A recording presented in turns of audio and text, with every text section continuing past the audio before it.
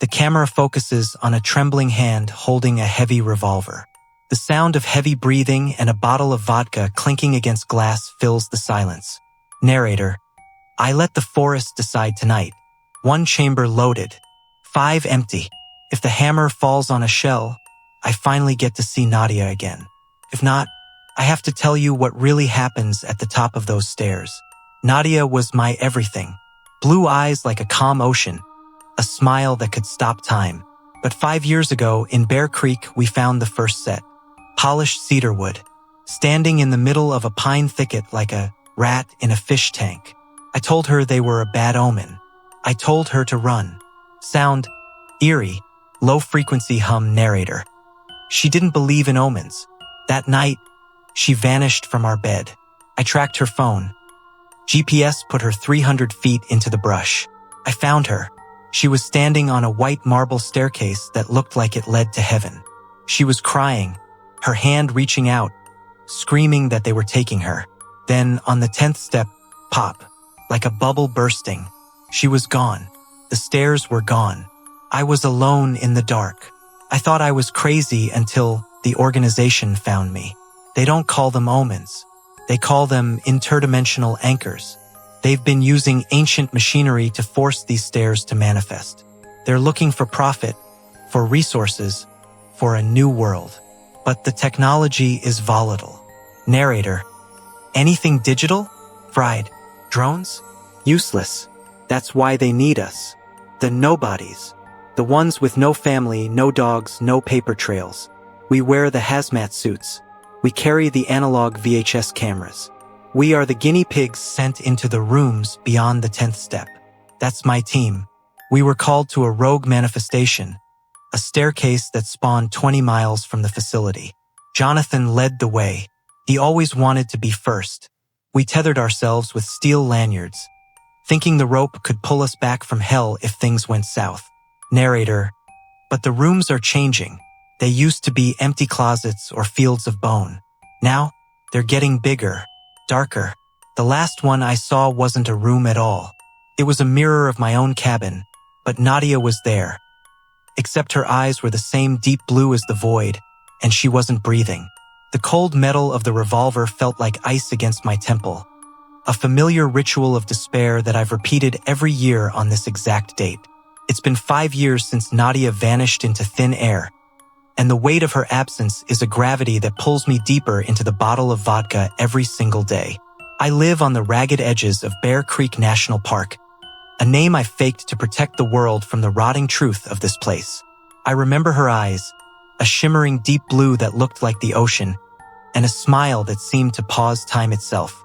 We were supposed to be married, planning a life in my father's old cabin, until the day the forest decided to manifest its most predatory secret. I'm telling this story now because tomorrow I'll wake up with a hollow head and no memory of these words. But the forest never forgets. It only waits for the next soul to wander off the path. Part 2. The manifestation of the cedar stairs. It started with a sunset hike that turned into a nightmare when we stumbled upon an architectural impossibility. A polished cedarwood staircase standing perfectly upright in a thicket of thorns. They didn't lead to a balcony or a second floor. They simply climbed 10 steps into the canopy and ended in nothingness. My father had warned me about these omens since I was 7, telling me that the stairs exuded a malevolence that could eat a man alive from fear alone.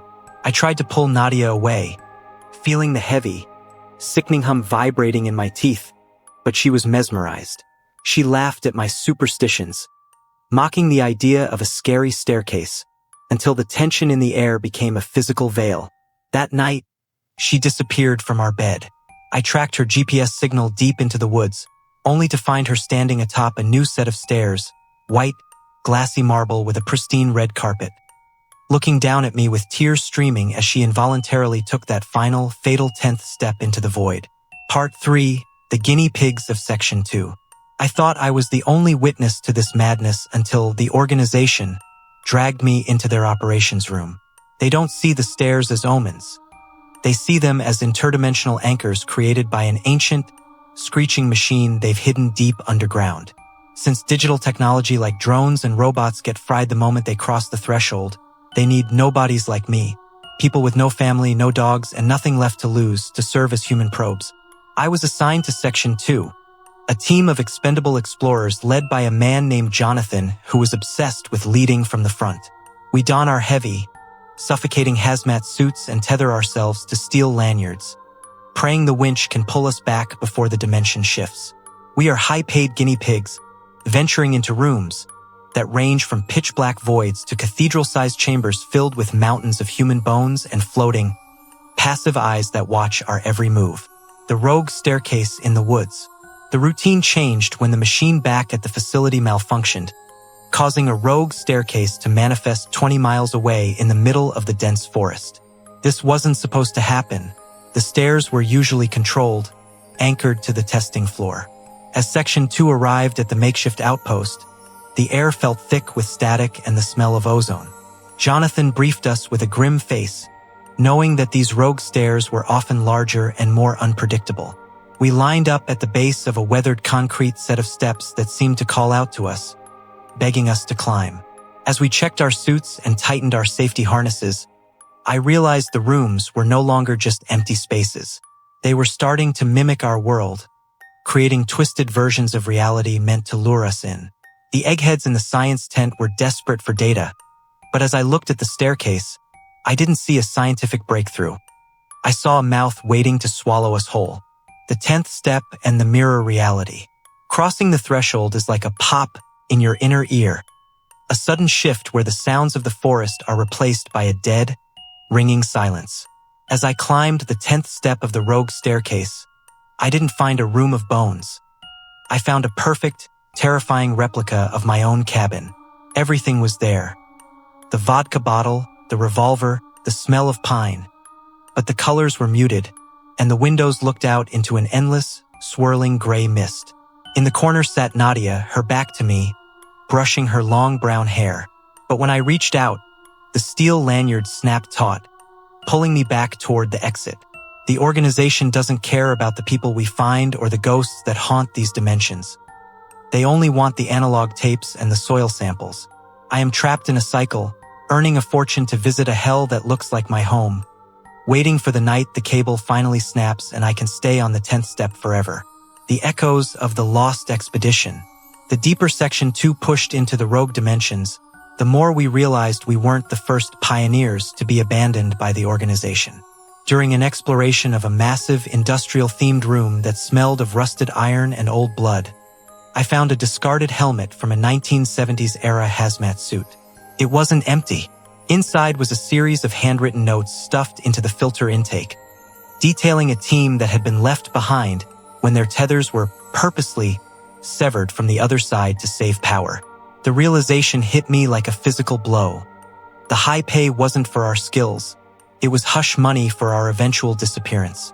The scientists in the clean room tents back at the facility weren't trying to bridge worlds for humanity. They were fishing. They were throwing us into the dark like bait, waiting for something on the other side to bite so they could study the tension on the line. The physiological decay of the jumpers. Living between two worlds started to rot more than just my sanity. It began to change my very biology. The eggheads noticed it first during our mandatory psych evals and physicals. Our bone density was shifting, and our shadows began to lag a split second behind our movements. They called it dimensional inertia, a fancy term for our bodies losing their grip on our home reality. Every time I climbed those 10 steps, a piece of my physical self stayed behind, replaced by a cold, static-like substance that hummed under my skin. I started seeing things in the corner of my eye even when I was back in my cabin. Staircases manifesting in the steam of my shower or the reflection of my vodka bottle. I realized then that the forest wasn't just a location for the stairs. The stairs were a virus, and I was the primary carrier. The breach of the facility. The illusion of control shattered late last night when the ancient machine back at the facility didn't just manifest a staircase. It opened a floodgate. I was in the transport bay, tightening my harness for the third jump of the day, when the air literally tore open. There were no stairs this time, just a jagged rip in the ceiling that bled a thick, black ichor. From the darkness above, hundreds of voices began to scream in unison, and they all sounded like Nadia.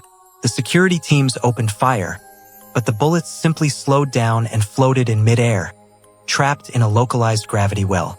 I watched in horror as Jonathan, my section leader, was lifted off the ground by an invisible force and stretched like taffy until he vanished into the rift. The organization didn't find a resource-rich dimension. They found a predatory consciousness that had been waiting for a door to be left unlocked. The descent into the mirror cabin. In the chaos of the facility breach, I did the only thing a man with a death wish could do. I ran toward the machine. I fought through the panicked crowds and the melting walls until I reached the primary testing floor. There, standing in the center of the wreckage, was a staircase made of pure, blinding light. It didn't look like marble or wood. It looked like a glitch in the universe. I knew if I climbed it, there would be no safety lanyard to pull me back. I took the first step, and the screaming stopped. By the fifth step, the smell of the facility was replaced by the scent of pine needles and Nadia's perfume. By the ninth step, I was standing in front of my cabin door, but the sky above was a swirling kaleidoscope of colors that don't exist in our spectrum. I pushed the door open, and there she was, sitting at the table, 2 plates of dumplings steaming in the center. The final choice and the infinite loop. She looked up at me, and for a second, I saw the woman I loved. The deep blue eyes, the cascading brown hair. But as I stepped closer, her image flickered like a dying television screen, revealing a hollow, gray entity underneath that was trying desperately to hold its shape. "You're late for dinner, Jason," she whispered, her voice a chorus of 1,000 lost souls. I looked down at my own hands and saw they were beginning to flicker too, my skin turning into the same gray static. I realized this wasn't a reunion. It was a trap designed to keep me tethered to this false reality, so the entity could continue to feed on my memories of the world above. I reached for the revolver in my waistband, the one I carry every anniversary, and looked at the door behind me. The stairs were gone. There is no going back, only the choice to stay in this beautiful lie or let the void take what's left of my soul.